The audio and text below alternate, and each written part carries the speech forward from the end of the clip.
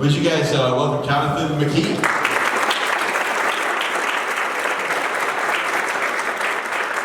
Thank you so much. Good to be here again. This is fun. I'm looking forward to our time today. I'm liking this weather too. I came prepared for all cold. I'm a California guy. I actually left, it was colder in California than it is here right now. So go figure. You gotta love NorCal, I guess. That's it. So again, I'm Jonathan. I actually live in the Sacramento, California area, which is the not so weird California. Right at the base of the Sierra Mountains.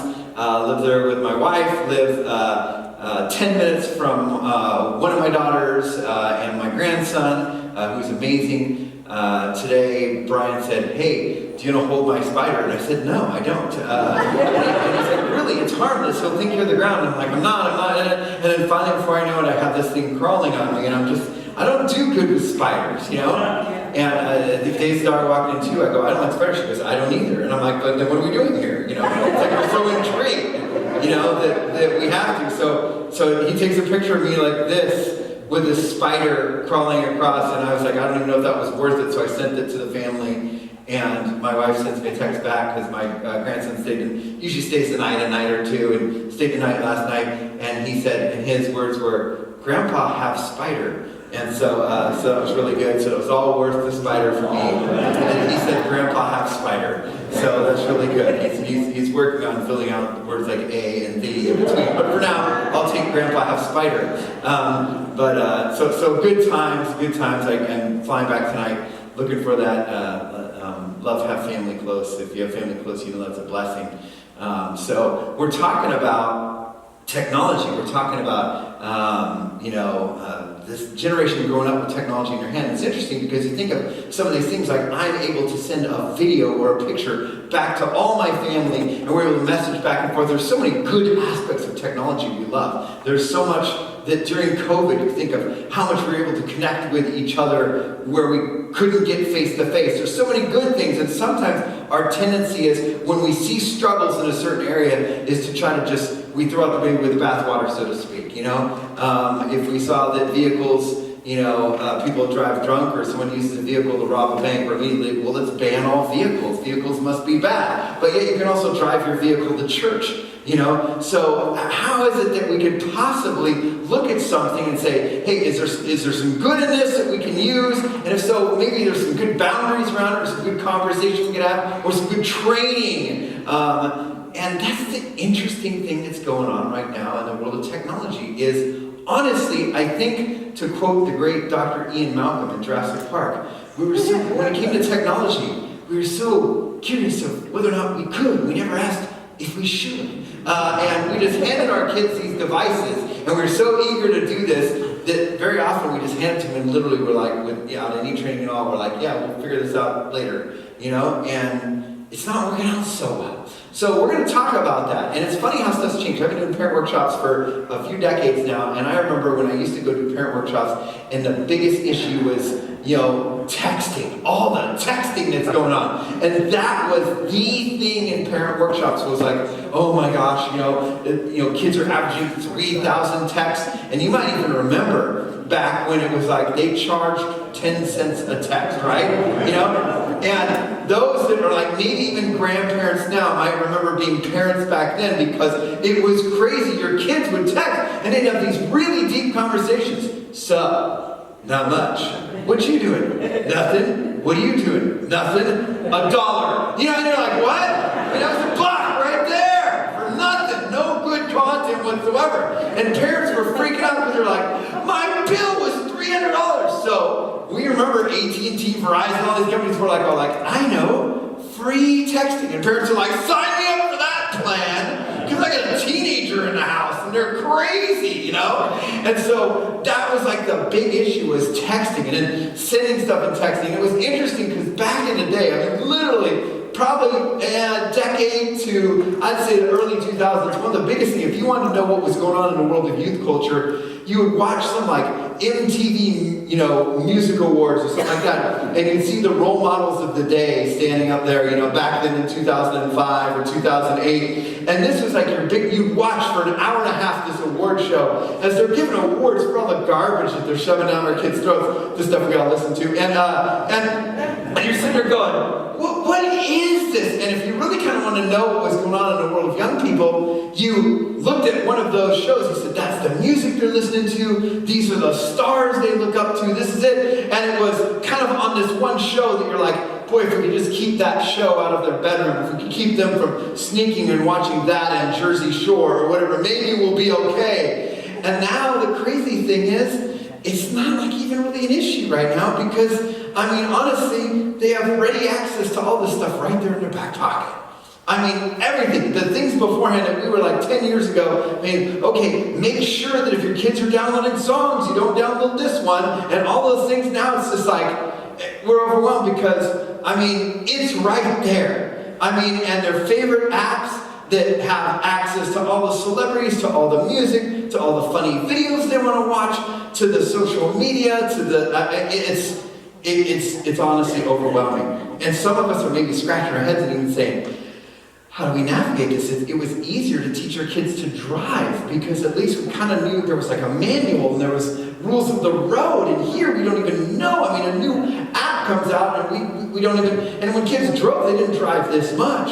I mean, look how much it's changed. When you look at this chart here, and I showed part of this chart this morning, it's like this was way back in 2015. I say way back, it's amazing that 2015 was way back. But back then, 8 through 12-year-olds, left side, averaged about 4.5 hours of total entertainment time, and they averaged 6 hours and 40 minutes. And back then, people were literally freaking out in 2015. 6 hours and 40 minutes a day. And then you sit there and look at it now. Now, 8 hours and 40 minutes a day. And you're going, what? And that's in 2021. And you're going, this doesn't even make sense.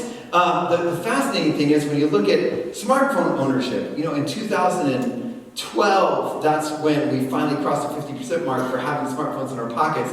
But now a lot of young people, just barely teenagers, just hit that 50% mark at the end of 2012. Now, as we sit right here, on average, 13 through 18-year-olds, 88% have this device in their back pocket.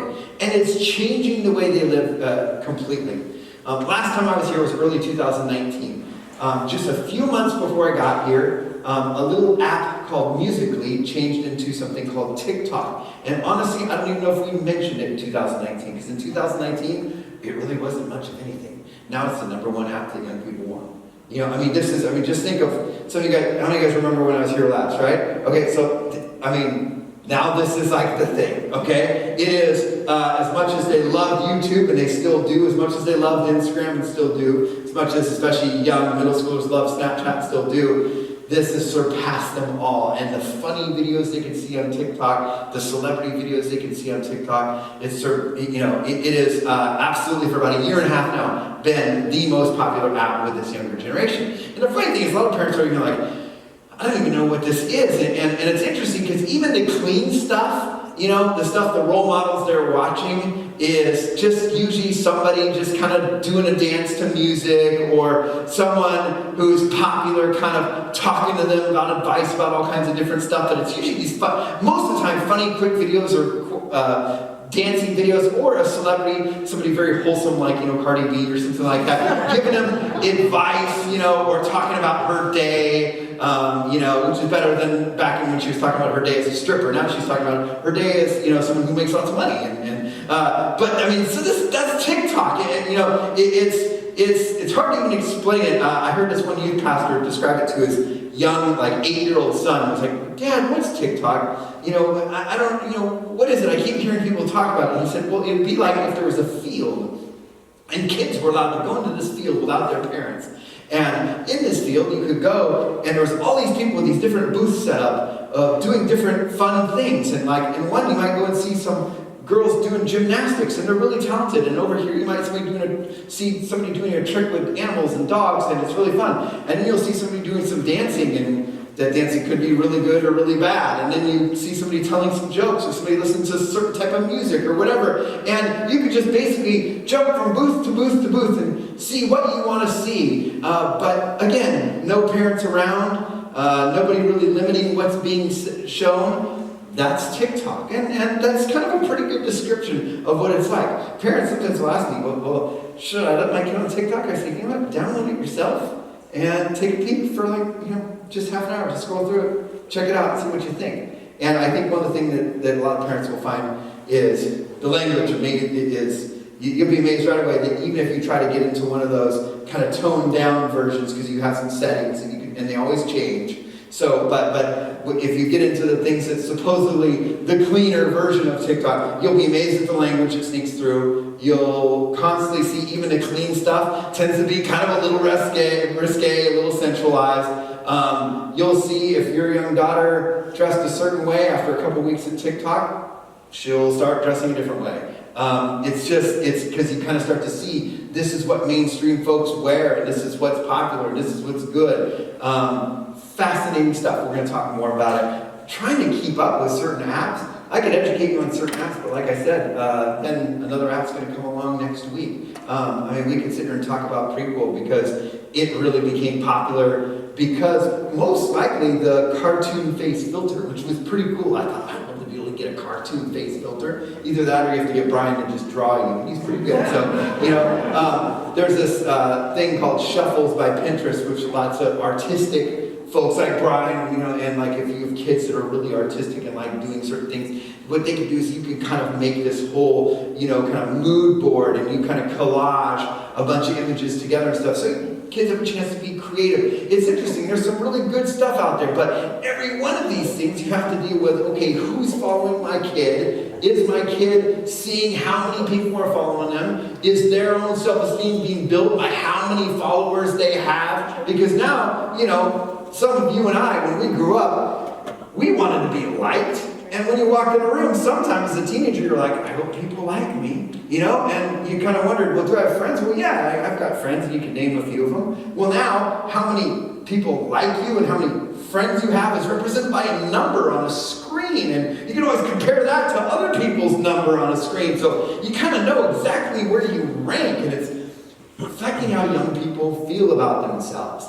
And when I say young people, I mean young people. For those that were here this morning, I talked a little bit about that. The fact that people are getting these phones on average 10 years old. So we've got a lot of 7-year-olds, 8-year-olds with phones, and many of them are growing up, with it in their bedroom. 79% of teenagers take their phone to their bedroom every night. That's how they start their day.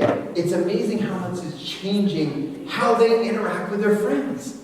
You might know as parents, and in a way, you almost feel like, back in the day, you said, your friend would have friends over, and you knew it because of the noise that was going on in the other room. Now your friend's having someone over, you hear complete silence. You walk in the next room, and you're like, oh, I'm hanging out with my friend. Are you really hanging out with your friend? Doesn't look like you're in proximity. Yes, you are hanging out with your friend. She's near you, but you haven't said a word to her in 37 minutes, It's interesting. It changes the way you hang out. It changes the way you do things, because as you do things now, you don't just enjoy the event. You have to post about the event. We talked about that a little bit this morning. Young people living their lives just kind of like, gotta think of my followers. Gotta think of, it's like everybody is living the lives of an 80s rock star. I've got to think of what my followers think, and every day just getting out there and you just, the paparazzi's clicking pictures. Oh wait, who's the paparazzi? Myself. Click, yeah, there we go. And we're all living these lives like this. And the thing I mentioned this morning as well is that once we post these pictures, then there's that waiting period, that waiting for others to like what we posted. And sometimes we don't get the likes we want. I do some radio for Focus on the Family, and I can't believe they have me on the radio, but for some reason they do. I get to talk with them sometimes when we're talking about the effects of media on young people. We bring different guest stars onto this show, this plugged-in entertainment review show that we do, and I'm part of that podcast team. And once we brought this guy who is an influencer on, and the word influencer is just kind of like, they are somebody who has influence on social media. They have lots of followers, and he said the same thing that all my research has been showing, and everybody I've talked to who's been an influencer was showing, which is the incredible amount of pressure that is on you. Now, I can attest to it. I shared with some people this morning that I made a big life change in 2020. Pre-2020, I was this full-time author, speaker, go around every place I went. It was like post pictures of the workshop, spread word of mouth, do this, how many reviews am I getting on the books and all this different stuff. In 2020, we made some changes. I'm off social. I actually have these social media accounts, which I think from May 2020 till now, I think I've done 2 posts literally on Facebook, because I just don't even open it. And honestly, the reason why is I don't like the pressure. I 52 years old, don't like the way it was making me feel. I don't like the incredible amount of, let me look at what other people are doing, let me compare it to my life. It's this giant comparison game. And I'm 52. And I talk with young influencers, and they're like, the pressure keeps me up at night, and I can't sleep at night because incredible amount of pressure of trying to get these likes. And even if they aren't, for the smaller amount of young people who don't want to be influencers, the incredible amount of pressure to just measure up has gotten worse, and it's having an effect. And the crazy thing is, since I was here last, we start to see these kind of people, these whistleblowers, from some of these tech companies who got out, and you maybe read some of the articles where they posted a little bit about, hey, here's what we were told, and despite that, here's what our job was, to try to get people to spend more time on our app, even though we knew it wasn't necessarily having the greatest effect. And you heard people saying, hey, you know what, the research was showing that comparison on Instagram changes how young women view and describe themselves. My daughter and I wrote a book together in 2019. It came out in 2020, and I think it came out, was it 2020? It came out in 2021. I can't remember, since I've been here. And in this book, we talked about this very thing, the pressure that Instagram put on. And Alyssa, my daughter, she shared about this. She said, you know what, whenever I posted something on Instagram, I couldn't help but compare. Matter of fact, she said, everyone else looked really good in the pics, but I couldn't help but compare. That's the one thing Instagram always does to me. It makes me compare. And then she said this. She said, comparison is the thief of joy. And think about it. I mean, honestly, if we're walking around with a me focus, there's no one more miserable than someone who's focused on themselves. You know? It's kind of anti-biblical. We're not created that way. When we go around just self-seeking, we become miserable people. And that's one of the side effects we're starting to see with social media here. Now, it's interesting because when COVID came around, we started to see a lonely generation get lonelier. And the thing that's been showing up lately, like the most recent research out there, is starting to show this effect. And we're starting to see people, legislators included, school districts included, saying, hey, you know what? This is not right for us to be doing a giant experiment on our kids, just handing screens and seeing what happens there. Matter of fact, we are seeing this on both sides of the aisle, which is almost a first, with them actually agreeing on something, which is, we need to pay attention to this and at least try to find some solutions. We're seeing school districts that are absolutely taking action against big tech. Some of them by, bans and this kind of stuff. Literally, this school district here is suing big tech, and they're blaming them for worsening mental health, behavior disorders, including anxiety, depression, disordered eating, cyberbullying, and they're saying it's making it more difficult to educate students. Whenever I go speak at a school, I always end up talking with the principal, and whenever I talk with the principal, I'm like, hey, what's been going on? And very often, he'll tell me some sobering story where he's like, it was hard to even have school today because here's what happened over the weekend, or here was what was just posted. Literally, the last time I was on a school campus, I visited this one middle school campus where I know the principal, and when I went on, I asked him what's going on. He goes, I'm like, anything with social media? He goes, well, here's the newest. He goes, we got 2 kids, and they, between classes, decided to have sex in the bathroom. And I go, let me guess. One of them posted. He goes, well, not exactly. He goes, somebody walked in on him, and I said, and they took a picture. And he's like, stop finishing my sentence. And he's like, no, but she turned around, And as she turned around, she posted, "Oh my gosh, here's what I just saw." And he said, within probably 5 to 10 minutes, the entire school was talking about how we had to shut down school because teachers couldn't even concentrate. I was in Dallas. No, I wasn't in Dallas. I flew into Dallas and I went up to Northern Texas Air Force Base, Wichita Falls, and at a private school there.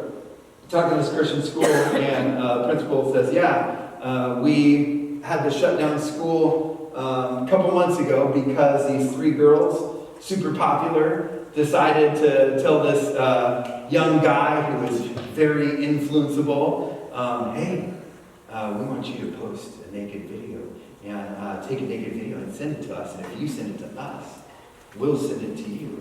So these 3 mean girls convince this guy to do it. This guy's like, "Oh man, you'll send me a video?" So he takes a naked video of himself, sends it to these 3 girls who did not reciprocate. They sent it to the school. They shut down school for 3 days because they just they couldn't have school. I mean, kids could not concentrate. It was such a disruption. This is the kind of stuff where, beforehand there was kind of bad fights.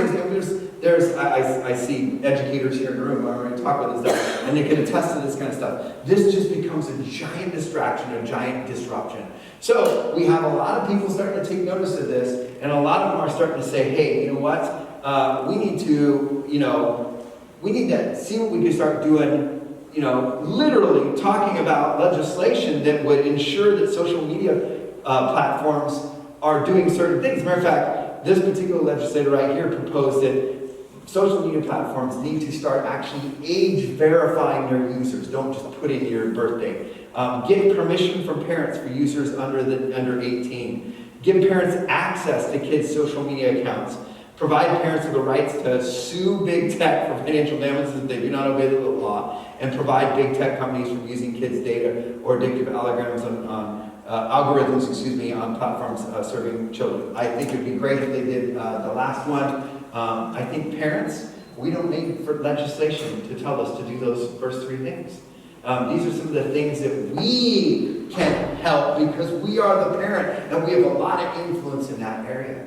And meanwhile, we're raising a generation who's got this giant pretend smile on, that everything's okay, posting on your Instagram account, trying to measure up with everybody else and letting everybody know how great their life is. When the reality is, a lot of these kids, the images they're seeing and what they're seeing every night is really bringing them down because they think, well, how come I don't get to go on vacation like that?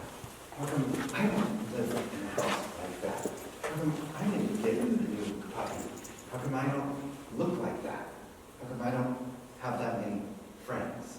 And I've met kids with thousands of friends who are bummed because they don't have tens of thousands of friends. How much is enough? Hence what we're going to be talking about today. Let's talk about teens, tweens, screens, and self-esteem. Last time I was here, I brought up the fact that when it comes to parenting, there's 2 just kind of key, I think, emphasis in that we find ourselves doing key, I'd say efforts. So many of the efforts we make in parenting either fall under the category of bonding or boundaries. And bonding is hanging out with our kids and playing on the floor with our kids and going on hikes with our kids and having meals with our kids and engaging our kids in conversation. Boundaries is, sorry, you can't have phone in the bedroom. No. No, you're going to wait for a device even though all your friends have smartphones. And last time we were here, how many people came to the workshop last time? I'm just kind of curious, his hands, okay. Maybe half-ish. We spent a lot of time on boundaries. We gave a lot of specifics. My Parenting Generation Screen workshop, which was before the book came out, by the way, we talked about very specific guidelines you could have that looked like some of the legislation that was there. Waiting till a certain age and for when they have social media and all these different things. We talked about those. I've had people on a radio interview once, somebody said, "Jonathan, yeah, but if you could just have one rule, you cut to the chase, if you could just have one rule for your kid, what would you do?" And it's funny when somebody asks that because the thing that always just comes out of my mouth is I'd say, "No phones in the bedroom.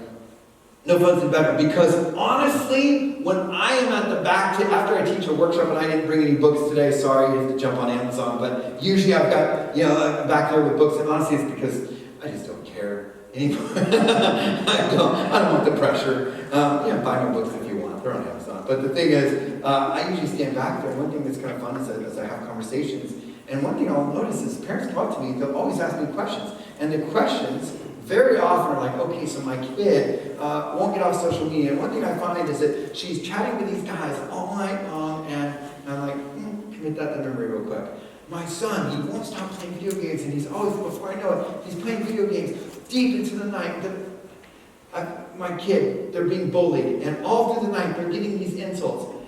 Okay, so my son, he's on social media, and last night, apparently he's getting really late, and he was talking to this. My daughter, she met this stranger, and before they knew it, they were talking through the night. And the interesting thing is, there's this one common denominator. There's this one common denominator.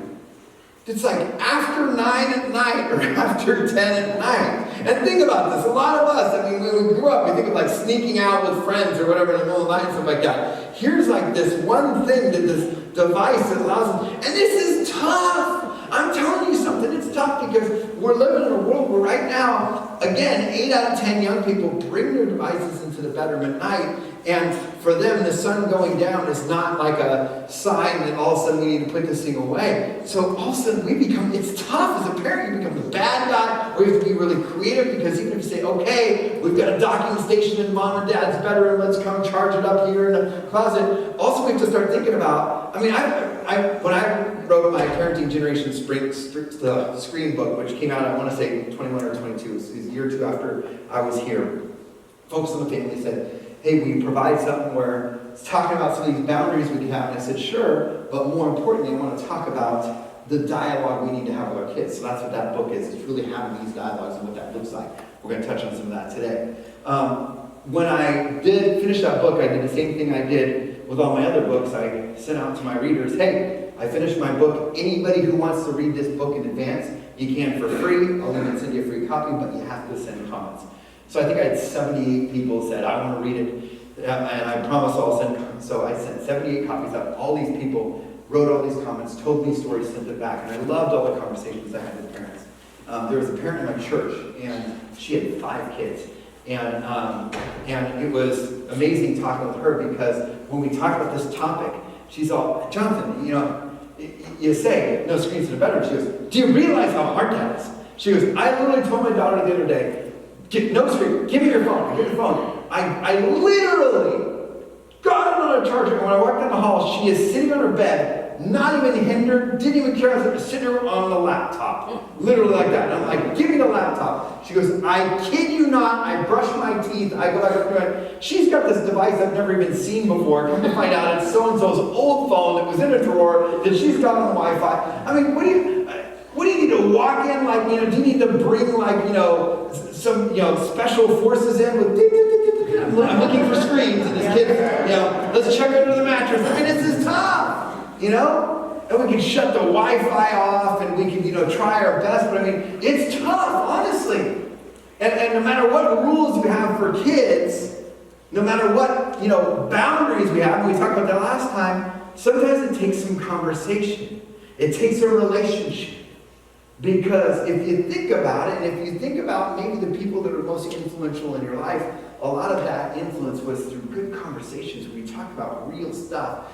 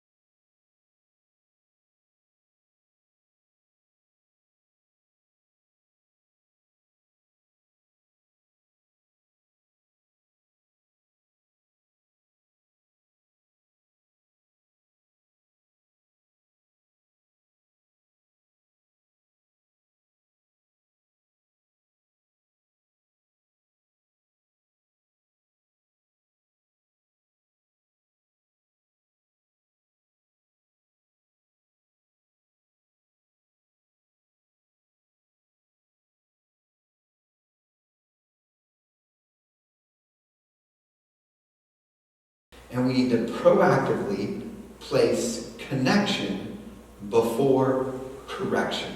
I'll give you the shameless plug. I encourage you, jump on Amazon and grab this book, because in this book I walk through far more than we can cover today. But I talk about, hey, here's a lot of what the rules the experts are saying, like no phones in the bedroom. And hey, since our kids have to lie about their age to get on social media, wouldn't it be cool if we actually made them wait till they were 13, at least, before they got on social media? And and I talk about some of those things. But with every one of those things, what I did is I talked about, and before you establish this rule, here's how you can dialogue about this with your family. I spent a whole chapter talking about connection before correction. But in every single chapter, the chapter about whether you should have your phone in your bedroom, the chapter about what age should you give a kid a device, the chapter about social media, the chapter about predators, every one of those things I talk about, how can we connect with our kids and bring this principle up, talk with them about it, dialogue about it, so that when they get to their own college,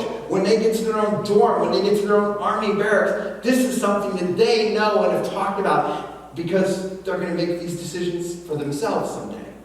Are we equipping them for that day? That's the principle of connection before correction. So let's dive in. As we dive in and talk about that, we're talking about, and by the way, when I say tweens and teens, tweens, for all study purposes, is 8 through 12-year-olds. Teens is 13 through 17-year-olds. And I'm going to go ahead and use that same age range. I like how Common Sense Media does that. And the reason they do is 13 through 17-year-olds is they're trying to hit high school. As soon as you bring in 18 and 19-year-olds into the statistics, everything goes way up. Pornography goes up, sexual activity goes up, everything, because kids are out on their own. So I'm using teens, 13 through 17, tweens, 12 to 14 years old. The first thing I'm going to do, I'm just going to kind of lay the groundwork here, is if you're a mom or dad, how many of you have 8 through 12-year-olds here? I'm just kind of curious. Okay, a bunch of you, okay? How many have 13 through 17-year-olds here? Okay. You know what? I'm glad to see that we actually have more parents. We have a lot of parents of teens, but we have more parents of tweens. That's great, because sometimes for those kids, and granted, I know most of them have screens already, okay? If we didn't give it to them, the school district might have given it to them, all right? But for a lot of us, a lot of the stuff hasn't been cemented in yet. And so we're talking about, but here's something that I want to say to all y'all who just raised your hands. In the next week, I really want you to resist the urge to confiscate screens. I know that for a lot of us, it's like home, screens now, right? Collect them, whistle, line them up, collect screens. I want you to resist the urge to express regret. I don't want you to go home on tirades of, oh, I don't even know why I ever did that. I'm failure as a parent. No. Just don't go there. Don't express that regret. They don't want to hear that, okay? They don't want to hear your wallowing. Don't rant about the negative effects of social media. Do you know what I learned today? Do you know how many predators are just waiting out there? They're waiting for the white panel vans. No, not Mr. Murphy. He's a painter. Well, I don't know. He is kind of funny, actually. No, don't have that conversation. I'm sorry if you are Mr. Murphy. The thing is, please resist the urge to impose new screen limits without a conversation. Notice, I said, without a conversation. What I'm talking about here is a process. It's a process of, what does this look like with our kids? How do we dialogue about this? How do we have a conversation so that our kids are kind of in this with us? And I know this can be very difficult. I know for a lot of kids, it's going to be fighting the whole way. But it's a process. It's not a, let's go down and lay down the law. Good parenting, it's really hard. Good parenting is really hard. My grandson, 2.5, no dad. So me and other grandpa, we've kind of got that responsibility, that privilege of responsibility. And watching little guy is like the biggest joy of our life, but man, he works it already. He's 2.5 and he's working it. And like sometimes, and his biggest thing is we bought him this plastic toolkit, and he'll walk around with a screwdriver and go, I got a screwdriver, all the time, stuff like this. And then he'll see mine because I take him outside, and I just did this project where I made this gate, and I had real tools out there. He's all, BPA's screwdriver? I'm BPA. BPA's screwdriver? And so I was like, okay. And it scares me to death. And like, and my daughter lets him do far more than I do, but he's got the screwdriver and he's like walking around like this with the screwdriver. Like he's going to fall. His skull, But, so I get the screwdriver. I'm like, okay, you can have the screwdriver, but you got to stay right with me. Okay, you got to stay right with me. Do you understand? Yes. Hand the screwdriver. I'm screwing something and I look, he's gone. He's completely gone. I go and he's inside, he's doing something else. Just a second, So I go and I'm like, Ashton, I said I'd give you the screwdriver if you stayed next to me. Did you hear me? Yes. And he's doing it out. I'm like, but you went inside. Yes. I'm like, so I go and I'm like, Ashley, do you think he understood? She's like, oh, he understood. Yeah, he does this to me all the time. And then she just looks at me, and this is my daughter, who I had this conversation with one time. She goes, it's the hardest thing, Dad. She goes, you can sit there and decide. Because I said, well, the hard thing is, I want to take it away. And when I take it away, he gets all upset, he gets mad, he doesn't want to be with Beepaw, so he'll run to Meemaw. She gets all the fun, and all of a sudden, and I'm the bad guy. She goes, oh, I know. She goes, I know. If you decide to be a good parent and follow through, then your kid's mad at you for the rest of your day, and your day sucks. She goes, welcome to parenting, Dad.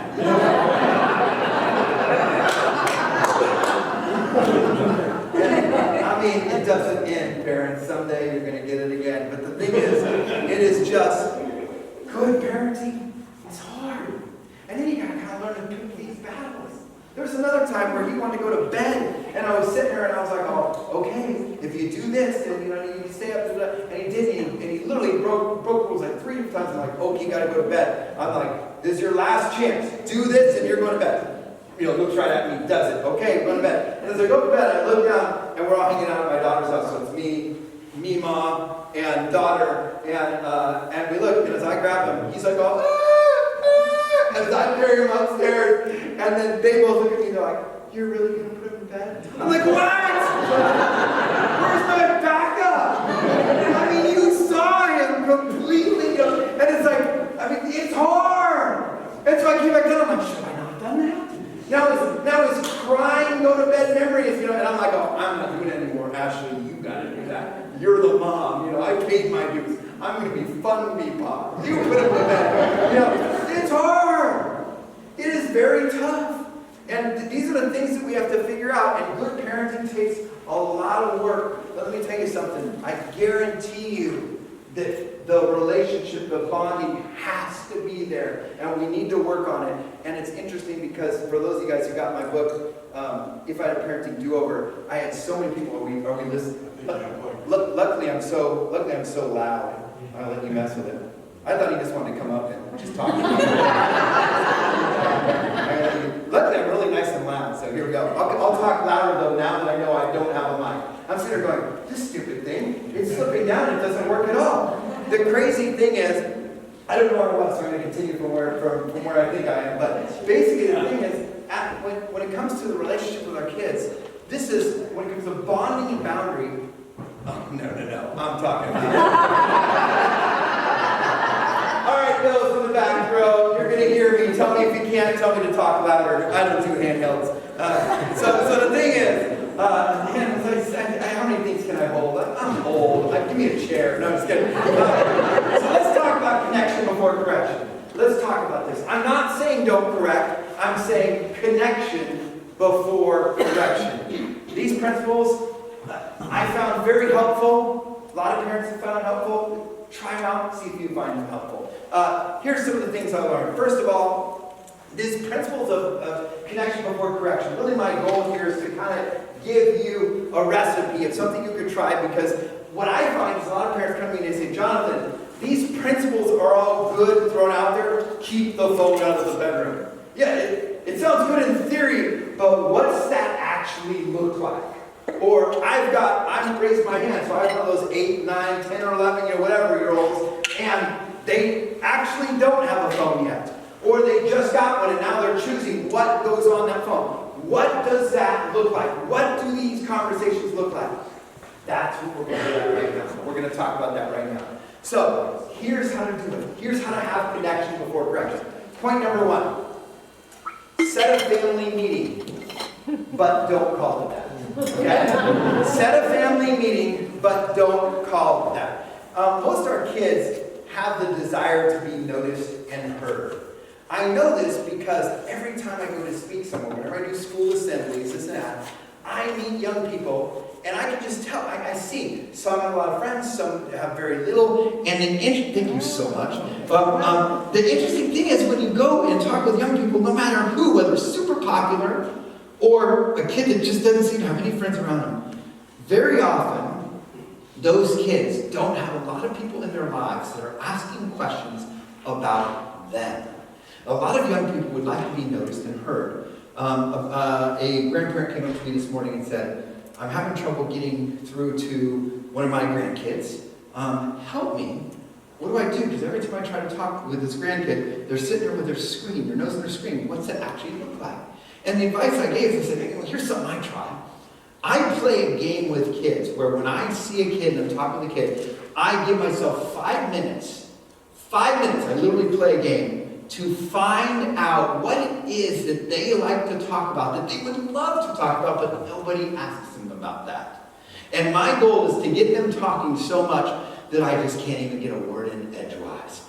And it is so fun to play that game with young people because there's not a lot of young people who parents, teachers, friends actually ask them about the stuff they want to talk about. I mean, let's be honest. As parents, very often it's like, let's cut to the chase. Do you have any homework? Did you get it done? Are you being bad? Is there something I should know about? You know, sometimes it's like, let's cut to it. And as much as we would love to share me your hopes and dreams, dear, it takes a lot of work to get there. And sometimes the thing we need to do is we need to listen to what they're talking about with their friends, and they're talking about something stupid that we think, that we hate, you know, or whatever. And honestly, it would be painful to have that conversation because we don't really care how much they like Lizzo, you know, but for some reason, they love Lizzo and they think she's the greatest, and we need to kind of go, well, tell me about Lizzo, you know what I mean? And without being like, are you kidding me? You know, or whatever. And you have to actually listen to that and find out what it is, you know? And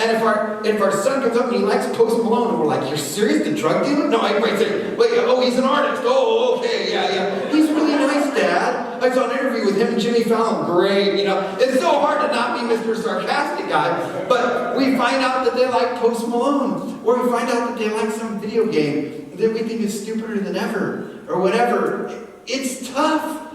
But a lot of what we need to do is we need to be able to find a place where they feel that they can share, and they can be noticed, and they can be heard, and that they could say something without judgment even. So I think it's great to actually find and create these arenas. Family meetings are great places. When you're going to sit there and put down the law about something like a phone, sometimes you need to talk about it. And if you want to have it and call it a family meeting, you can. Or you can just say, hey, at meals, we're putting our screens away, and we're going to be able to just be screen-free for meals.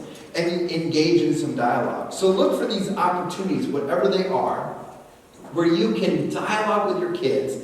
And don't worry, we're going to talk about how do we actually get these kids that don't usually talk to talk a little bit. But one thing that kind of helps very often is when you're doing something else. There's not this focus where you're just sitting there going, okay, tell me, you know, where you're staring at them. If you're eating food, shoving something yummy in your face, for some reason this just gets kids talking.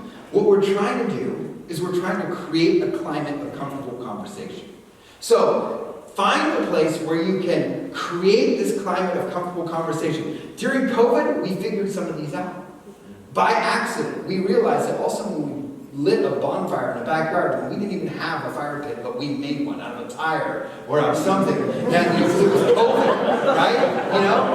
And we're like, the environmentalists are going to love this. You know? We burned styrofoam cups, you know? I mean, but we're like, hey, it worked, you know? Get out there and just have fun. And then I would even go as far as to say, you know, ask that fun question. You know, and when I say ask the fun question because it breaks the tension. And it also creates a setting where everyone is noticed and heard.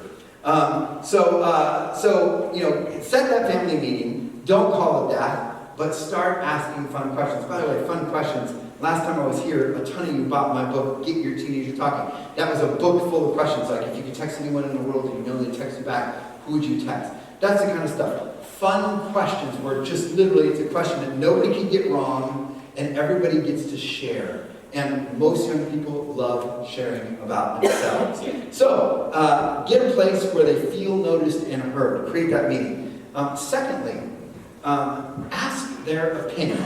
Because what we're trying to do is we're trying to be able to communicate with our kids. And there's times where if we're going to have to correct or we're going to have to set a boundary or something, there's times where we're going to have to talk about some serious stuff. And when we do, rather than just laying down the law, something that can open up the door to that discussion will be ask their opinion on the issue. So this can be done in various ways. And so I'm going to give you some options and some resources you can use. For example, this morning, I shared with the Bible class that was in here this morning, I shared a study that was all about the change in the rate of suicide. And when I shared that, I talked about how, look at the year that the iPhone came out, and the year that Snapchat and Instagram came about, and social media actually got in their last pocket, in their back pockets, all of a sudden we saw the suicide rate go up. Hey, what do you think caused this? Have a conversation about it. This morning, I talked about all these devices in our house, and I proposed the question. I said, how much do you think is too much? There have been times where you're going to hear a sermon, you're going to hear a talk, you're going to read an article in the paper, you're going to open up a book that you bought at a parent workshop or on Amazon, and you're going to sit there and you're going to read an interesting story. In this book, I have a story. I put in a story about a young girl who got on a plane. She tweeted something before she got on the plane, and by the time she got off the plane, she was fired, and she had all kinds of hate mail because she tweeted something that she wished she could have taken back. But that tweet basically ruined her life. One tweet. And in that, I asked a bunch of different questions. I just started asking questions like, hey, have you ever said something or put something out there that you wish you could take back? You know? What is it about social media that creates where, instead of just saying it in front of 3 people, what does social media, what's the potential of when you say something, of what could happen? And I start asking questions like that. Now, here's the thing. You don't need to go buy one of Jonathan McKee's books. Let me teach you how to ask questions on the fly, okay? This is free, okay? Absolutely free, all right? Here we go. How to ask questions on the fly. Ready? Whenever you come across something that is an interesting article, an interesting study, I'm about to give you one in just a minute here, so you could do this with this study. Whenever you come across a study, the first thing you want to do is you don't want to get straight, where you want to go with this is you want to say, hey, did you hear that study that social media is bad? Is it bad for you? That's where you want to get. You want to get right there. You want to get to the, that's right, give me your phone. That's what you're trying to get to. But you can't start there. So here's what you need to do. What you do is when you read a study that says, wow, here's what's happening to the self-esteem of young people who are spending more time on screens. The first thing you need to do is you have that general question. It's just an observation question about what's happened. So the way I like to do it is I sit there and I like to say, why do you think this happens? You read a study that says, the more that young people spend on social media, the more depressed they are. That's weird.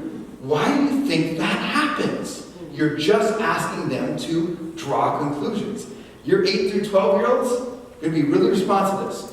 Your teenagers are going to be a pain in the butt for this one, all right? They're going to argue and they're going to whatever. So, we'll talk about it more. But ask them that question. Just, why do you think this happens? Your 17-year-old will be like, well, if your source is reliable, which that's probably not, let's fact check it right now. But hey, I encourage you, use the studies I bring, man. They're peer-reviewed studies, all right? Matter of fact, the one I'm going to share with you, you're going to see how peer-reviewed it is, and it's amazing here. So, why do you think this happens? The second thing I like to ask is, okay, so we talked about what the study is. Why do you think this happens? But then I really want to bring it to, is this affecting you? But you can't go there yet. So, I like to ask, have you ever observed this with, people around you? Not you, but your friends. Do you think this affects other people? Have you seen this affect those people today, those people that are removed from us, then we can hone in a little closer. You guys, this is Small Group Questions 101.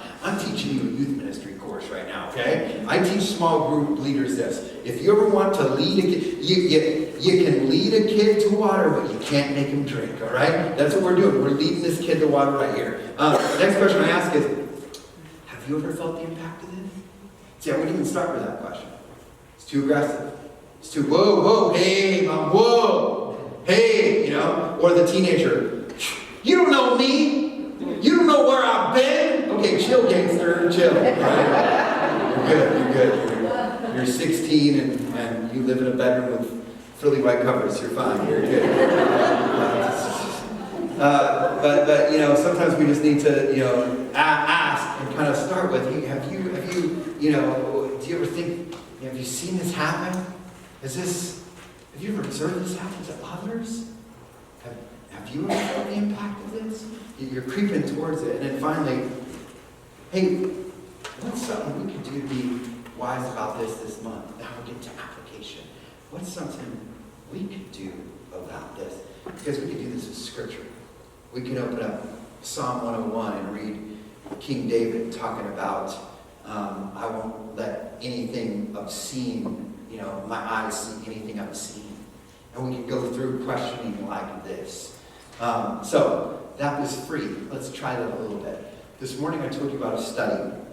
These two people, Dr. Gene Twenge, author of the book iGen, Dr. Jonathan Haidt. How many of you guys have seen the Netflix special about social? It's called The Social Dilemma. It's where a lot of the whistleblowers kind of came out and said that worked for Google, worked for Facebook. Talked a little bit about my job was to build an algorithm to keep people on, as long as possible. It's fascinating. By the way, this would be a great thing to show and then try those questions on your kids, okay? The Social Dilemma. I think it's still on Netflix. It was on Netflix. During the self-esteem section in the Social Dilemma, this guy, Dr. Jonathan Haidt, was the guy that was talking and sharing the research about the fact when that one young girl posted a powerful scene. Young girl posts a picture, and then all of a sudden somebody comments, and they show this young girl, she's looking at her screen, and a comment comes on and goes, one's all, oh, you look great, oh, you look cute, and then the next comment comes on and says, look at your ears, and you see her go like this, and somebody else goes, oh my gosh, yeah, they're huge, oh my gosh, look at her ears, and all of a sudden she starts getting, and this guy's talking about the effects of social media on how we feel about ourselves.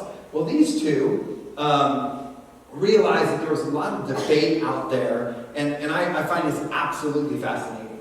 There's been so much debate out there about screen use, and are screens good for our kids, are screens harmful to our kids, and honestly, it's like, trying to get people to agree on this. There's studies out there about how video games are good for our kids because those are our future networkers and this and that. There's studies about how the more screen time you spend, the more depressed they are. And then here's another one that's like, we need to get screens in the hands of kids because of this. And then there's another. And honestly, you sit there and go, oh my gosh, what are these people even in the same world? And these two did something ingenious. They put together an open source document and they said, okay, let's put this together. And right during COVID, they said, let's take all this data. So this is pre-COVID data, which I think was pretty powerful because this was not like the effects of COVID on self-esteem or anything like this. So it was a lot of 2018 data. And they said, okay, I'll tell you what do y'all agree on? What do you all agree on? And it was like putting a bunch of Republicans and a bunch of Democrats all in one room and like, okay, folks, what do you agree on? America. It's like, what do you agree on? And that's what they did. And believe it or not, with all the published research, and they're asking questions, is social media a contributing factor to this increase in the rates of depression, anxiety, self-harm, suicide? Both these documents grew rapidly, and they finally, in 2020, said, we have a consensus. We have a consensus coming together. And they noticed two things overwhelmingly with very little pushback. And I think this is honestly probably one of the greatest discoveries of the century. All right? First thing they discovered, One, there's really, absolutely, truly a mental health crisis engulfing adolescents, particularly girls, in all the major English-speaking countries. This isn't a farce. Something's going wrong. Why is anxiety, suicide, all this stuff spiking? Something's going on. It's the first thing they all agree on. Something's going on. Number two, the evidence linking screen time to mental health problems when you combine both genders together is indeed weak and inconsistent. But when you limit the analysis to social media effects on girls, the link is much stronger and surprisingly consistent. So what they agree on? Number one, something's going wrong lately. We don't know what. What is it? It's not Netflix. It's not game time. It's not this. Social media, and especially with young girls. We're seeing a link to the more screen time someone spends on social media, the more mental health problems we're seeing. They even put together some suggestions and fascinating stuff. They suggested, one, parents should try to delay the day when their kids, especially daughters, get accounts on Instagram and other platforms where people rate them and comment on their looks and their posts. Folks, if you've got an 8-year-old, 10-year-old, 12-year-old who innocently has their own YouTube page and they're creating content on YouTube, that pressure of people rating them and commenting, how many followers do I get, how many comments, how many likes, a lot of pressure on a young person, especially young girls. They didn't just say social media, they said on platforms where comments, rates. They said they should talk with your children about the dangers of these platforms.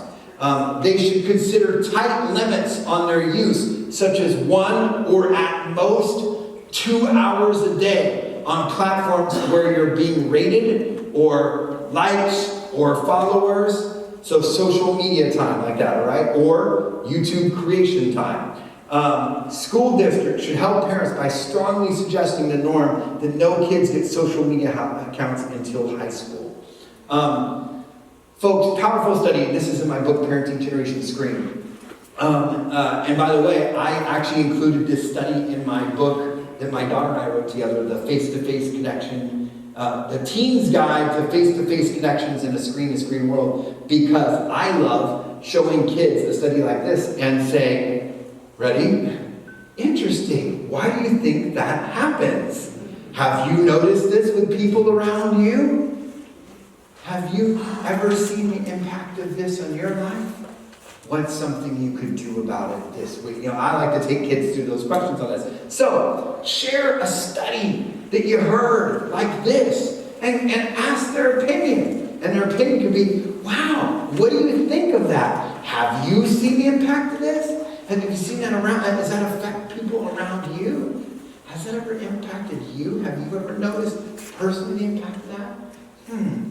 What's something we could do this week to make sure that we're wise about that? Ask their opinion. You're engaging them in a dialogue. Notice, at this family meeting that we don't call a family meeting so far, all we've done is talk, had some fun, listen to them, shared, hey, I just heard this. What do you guys think? You haven't set down a rule at all yet. Number 3, empathize. Don't solve. Don't retort. Just listen and repeat the feelings you hear. Counseling is one of the best things for families, I tell you. We in 2020, our family, we went to some counseling. We went to some counseling in 2020. And it's interesting because I remember sometimes I'd sit there in a counseling session and I'd be like, I'm a math guy. I'm like, that counseling session was 55 minutes, he talked 3, and it was $200. I'm sitting there thinking, that's great. That guy's getting a lot per hour. That's about $66 an hour. But I mean, a minute.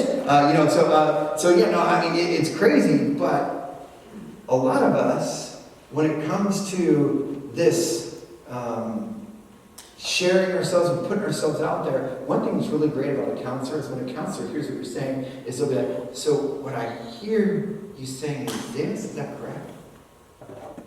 How did you feel? He said, I hear you saying that you felt very alone in that moment. You're like, yes, here's more money. Sorry, counselors. I believe in you. But the thing is, look for opportunities where we can empathize. I wrote this in my bullying book. I talked a lot about this. I'm out of a confession. I finished that bullying book, and when I was here and bullying, I'm trying to say not the bullying book, but the bullying.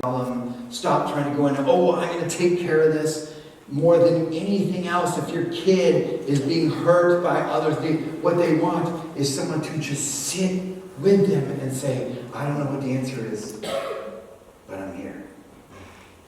I'm here. Don't solve it. Guys, listen, okay? When your wife comes home and starts ranting about work and this and that, if you're as dumb as me, you're like, well, here's what you should do. It's really simple. All you gotta do is say this, right?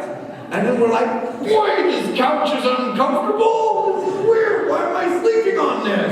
Guys, they don't want you to solve their problems. They want you to go, man, that sounds frustrating.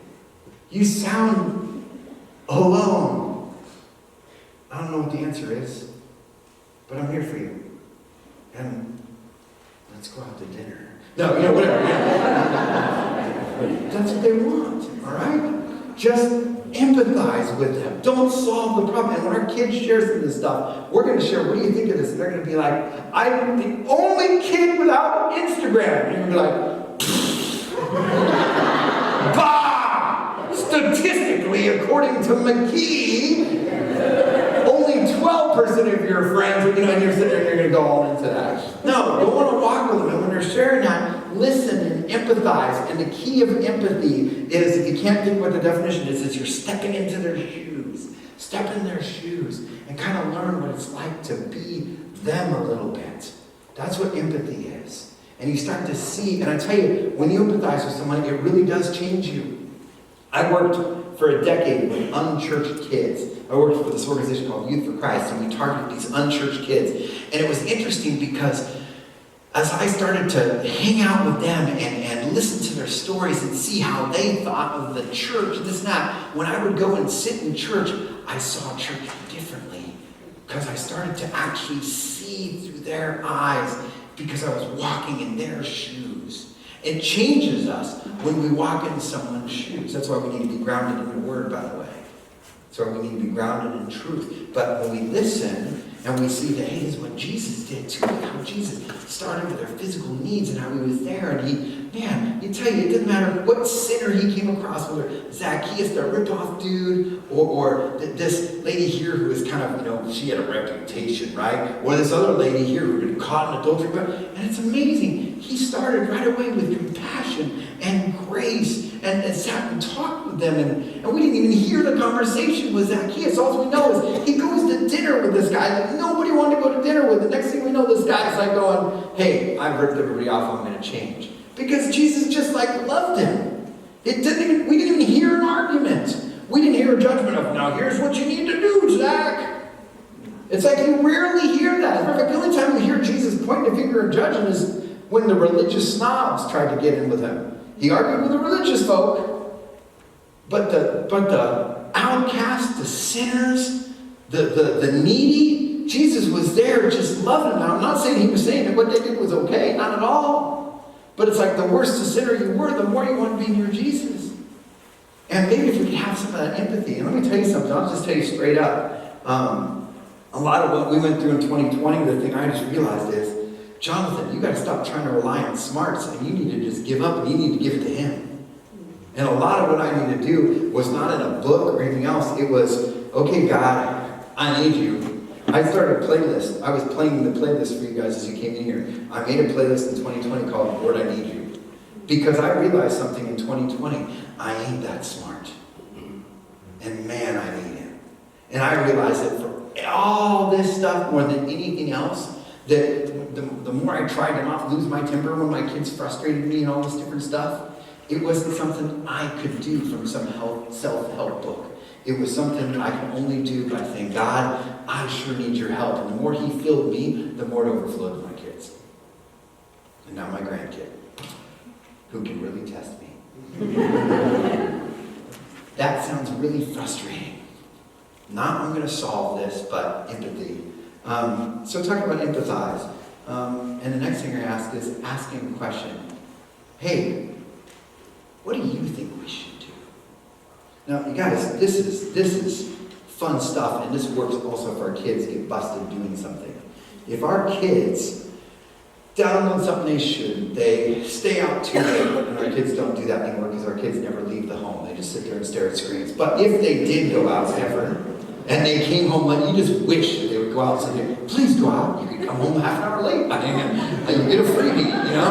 You wish they would do that. Just get out of your stinking room, you know? All right? Turn off the screen. But if they came home late, if they did something misbehaved, you know, when they come home, very often it's like, if you're like me, you're like, okay, here's what we're going to do. And you could use these exact same steps of like, you know, just, man, for me, and I think I shared this last time, I shared this in my, you know, if I had a parenting do-over. For me, I just realized that the best thing for me to do is not deal with it then. And so the best thing for me to do is like, hey, just so you know, I love you and I'm crazy about you. I have no idea why you downloaded that or why you did what you did. We can't talk about it now because I'm done. I'm gonna overreact. So why don't you go to your room and do your thing. Let me go pray and get right. And then let's talk, and I want you to tell me what happened. And so I'd be like, but I need to calm down, so I'll see you in 3 days. You know, see you on, Wednesday. It's Wednesday, let's talk, you know? And whatever it takes. And I'd go pray. Because I found that the next day I was like, wow, I can't believe, because whenever I would yell, I'm going to solve it, my wife would come and go, Jonathan, you sound like that. No, I got this.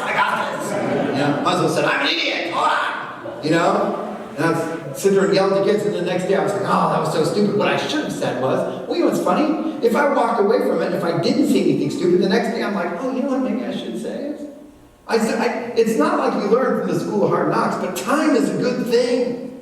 You know? Hit that postpone button, and then when you bring your kids back in, you're like, okay, I told you not to download that app, and you did, or you snuck it from your friends, or you downloaded their Netflix or their HBO Max because, you know, we don't have it. And so you find out about whatever that was that they did, and just go, so tell me about it. Why did you download this?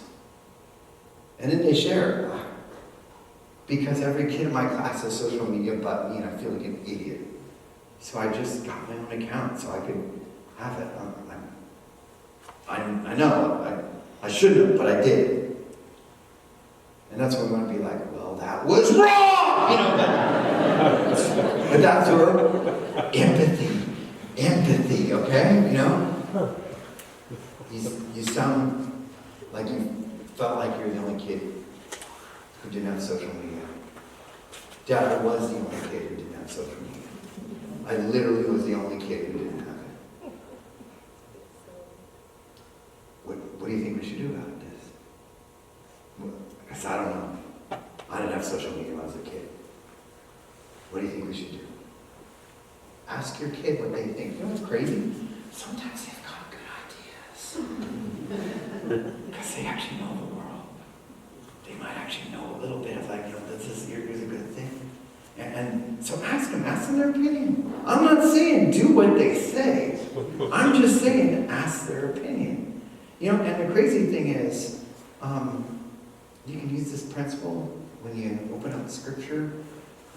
I love Psalm 119. There's so many amazing passages in the Psalms. So Psalm 119 constantly talks about going to the Word, and you can just be like, you can ask them the questions that I said, you know, hey, what's going on here? Is this something that affects people around you? How does this affect you? You could ask, you could get into Scripture, and then honestly, you could, you know, hey, based on what we just read here, what do you think we should do? But in this, when it comes to something where they violated something, or you're trying to decide about whether or not there's a study, and what do you think of this study, and they share their opinion, and you might disagree with it, I hear you saying this. You sound frustrated. You sound alone. What do you think we should do? I'll give you an example. Here's a great study you can share. TikTok came out and this was, wow, now I can't believe that this is now a year and a half ago, but a year and a half ago, so in 21, and you see this all the time, you'll sit there and hear about, like, somebody was forced to make some changes, whatever, and we can learn a lot from this. So TikTok made some security changes, and check this out. This is fascinating stuff, all right? When they made these security changes, here's the changes they made. And think about this if you wanted to talk about this with your kids. The first security change they made, because the pressure was put off and people were sitting there saying, you guys are just pimping this technology to our kids. And TikTok's like, okay. They're like, we'll make a few changes in areas that they knew were areas that they needed to make changes. And here's what they chose to change. First thing they chose to change is users between the age of 16 and 17. Parents always come to me and ask me, what age are kids responsible enough to actually start making these decisions? Just think about that question in the back of your mind. Wow, TikTok is like, okay, we'll make changes. Okay, let's make these. 16 and 17-year-olds now have to actively switch on their settings to enable direct messaging. Direct messaging is the ability to where when your daughter posts a video of herself dancing, direct messaging means that some naked dude in Cleveland could be like, I like your dancing, ding, and message her, okay? I like you, I want to be your friend. That's what they all sound like. Come into my van, all right? That's what they sound like. Would you like some candy? Okay? But sometimes it comes across as, hey, I'm a modeling agency. Do you want to come, find out more about being a model for me? And literally, direct message, boom. TikTok now is saying, you know what? Used to be that those were just automatically, like when your 12-year-old lies about their age and says they're 13, when your 10-year-old lies about their age and says they're 13 and gets on TikTok, they post a video, they start getting messages. Now they're like, those age 16 and 17 now actually have to turn that feature on. They still can do it, but they have to turn it on. We're not going to just turn it on for them. What's that tell you? Come on, out loud. What's that tell you? Please, hands, somebody. Tell me, what is this telling us? Speculate. Anybody? Yeah, nice and loud. We shouldn't have it. Yeah, absolutely, okay? 16 and 17-year-olds aren't making good decisions. TikTok wants as many people as possible. Even TikTok was like, maybe we should make 16 and 17-year-olds have to actually turn this feature on. All right? Okay? And by the way, then they came up with a statement of, we really care about young people, blah, blah, blah, blah, blah. Anyway, so, next thing they did is, those under 16 don't have access to direct messages. What's that saying? Under 16 really shouldn't have to navigate a world where people are going, I like you, would you like some candy? All right? Or just, hey, you suck. You're the worst dancer I've ever seen. Look at the size of your ears. All right? That's direct messages. And so they're saying, hey, why don't we just make it to where 16-year-olds don't even have to have that? We can learn a lot from that. They also made other changes. 13 to 15-year-olds won't receive push notifications after 9 p.m. Push notifications are, hey, you usually like to watch videos of funny animals. Here's a new one. Look at this. What's that doing? Spend more time on my app. That's what a push notification does. And they're like, okay, fine. After 9 p.m., we won't send those to 13 and 15-year-olds anymore. And after 10 p.m., we won't send them to 16 and 17-year-olds anymore. Why? Because 13 through 15 and 16 through 17 don't know how to put their device away. And they probably shouldn't have it in their bedroom.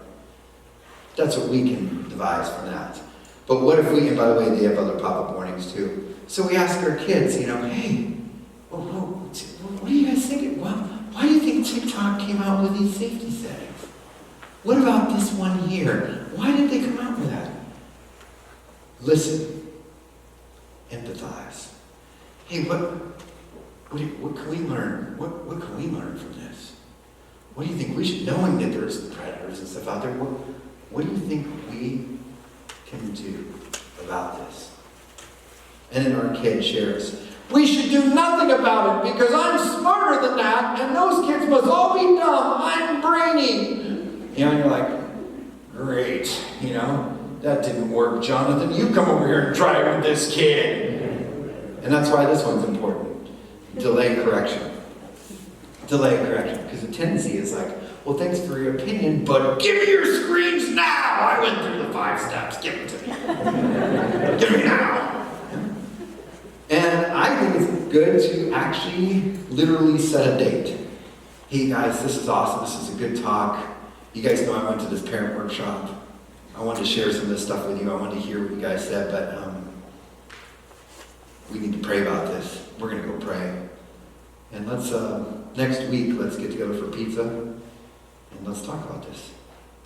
And we'll decide what we're going to do. And we're going to take what you guys recommended, and we're going to take that into consideration.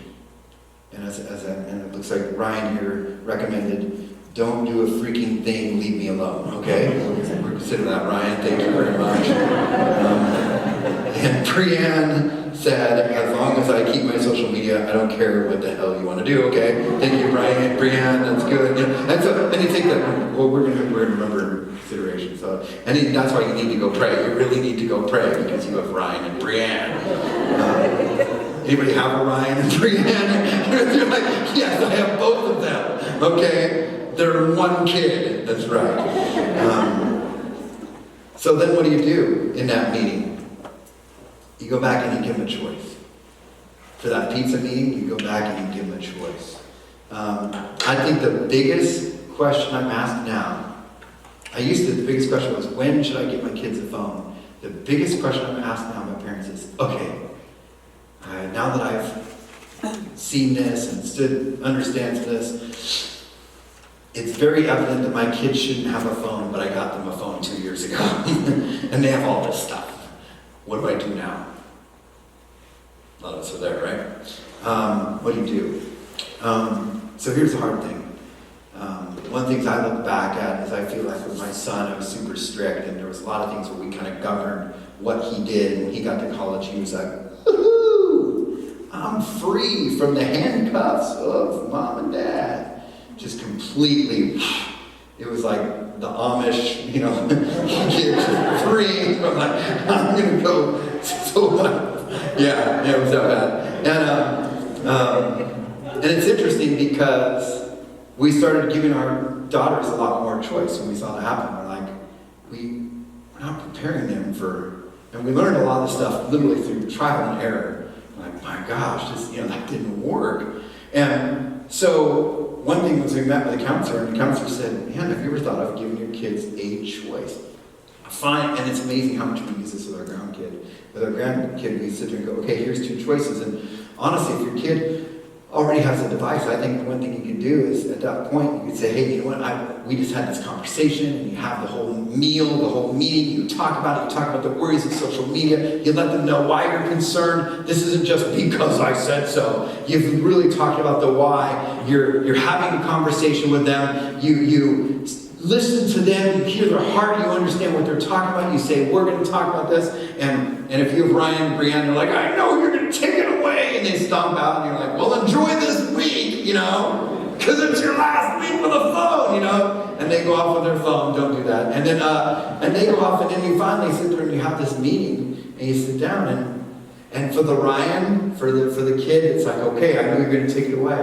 Like, well, actually, Ryan was thinking, you're 17. And in 9 months and 3 days, you're out of this house. And so Ryan, uniquely for you, I'm just thinking about this, and you can do whatever you want when you get out of this house. And frankly, I love you, and I want a relationship with you, and I'd like you to make some really good choices, but I want to give you a good choice right now. One is, we can take this thing away, like we talked about, But the other thought is, why don't you keep this and keep what you're doing, but let's meet once a week and let's talk about this stuff. Let's meet for breakfast on Tuesday mornings. And let's just talk. Because I just want to hear your world. I want to get to know you. And let's talk about some of these decisions and let me know if I can help. So keep the phone, meet with me, or let's just take it away. It's your choice, whichever you want to do. Sometimes the kid will be like, go ahead and take it away because I ain't meeting with you. And that's a hard thing to hear. It's a hard thing to hear. And sometimes that means we might want to look at ourselves a little bit too. When that happens, that's a tough one. With a 13-year-old, with a 10-year-old, that can be a very similar thing. You've given a kid a device and you're like, hey, I'll tell you what, I think I gave you the car keys before you even took the driver's test. And I'd like to teach you how to drive. So I'll let you keep the car, let you keep the phone, but we're going to meet once a week for driving school. We're gonna talk about screens and all these things. We're going to talk. You're 12. We're going to talk. Or we can just take the phone away and do whatever you think you're right. It's your call. Either way. Give them a choice. And you know what? Those aren't the only two choices. You're smart. You can figure it out. But give them a choice. You're not just laying down the law with them.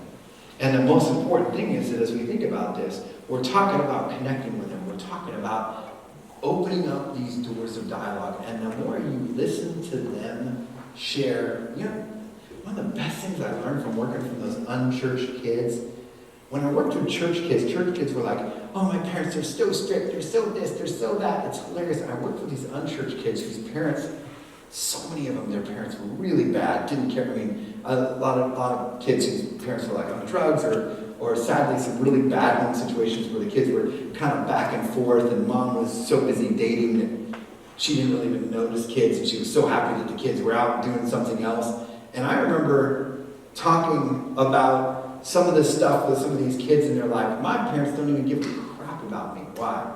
Because they don't even have any rules for me. And it was amazing. Some of these kids were like, if my parents cared for me, they wouldn't let me out like this. And I was like, church kids, listen to this! Your kids know if you love them or not. And love isn't spelled out by rules. Love is probably spelled out T-I-M-E.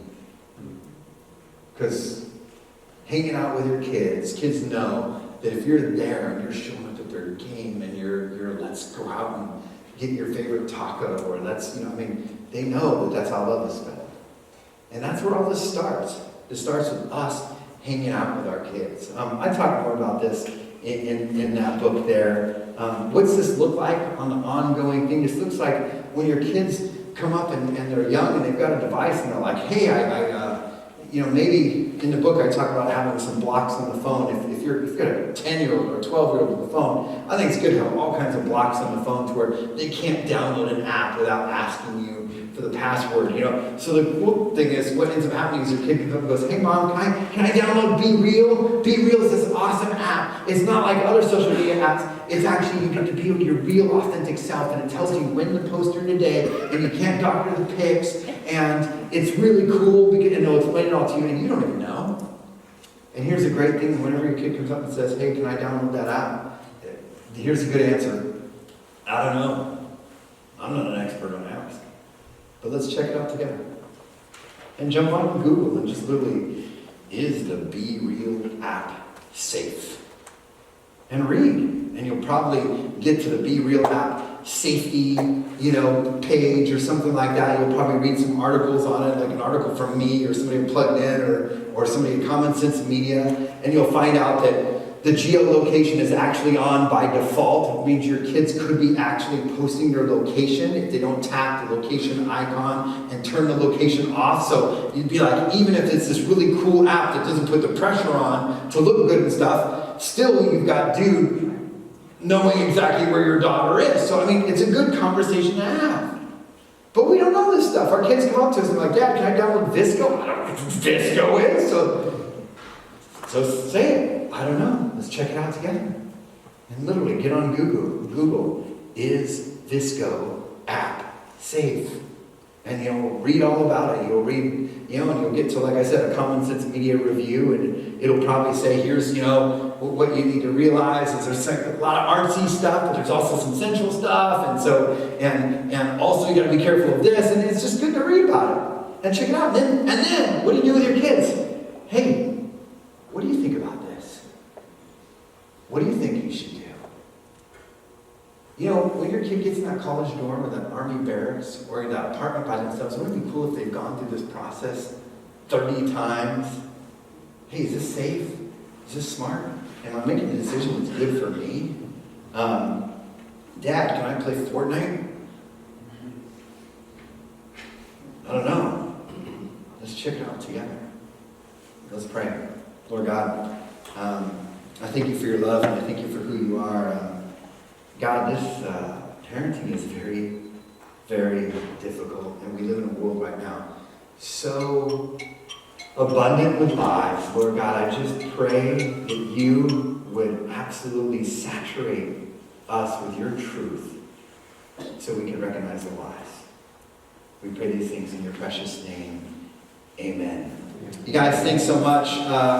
If you do jump on Plugged In, if you Google Focus on the Family Plugged In, I'm on a podcast team there where we talk about entertainment stuff. And if you do jump on, last time I was here, I had a bunch of my books here. If you jump on Amazon and Google my name or Amazon my name, you can find a bunch of my books like Parenting Generation Screen and the one I wrote with my daughter. I also, since I was here last time, wrote this book called The Guy's Guide to 4 Battles. And for you fiction fans, I wrote a book about a school shooting called Bystanders, which is a fascinating PG-13 fiction book. I say PG-13 because it has real-world language in this book. But good discussion starter with kids. So thanks, you guys, for having me, and I'm giving it to you, my friend. Thank you.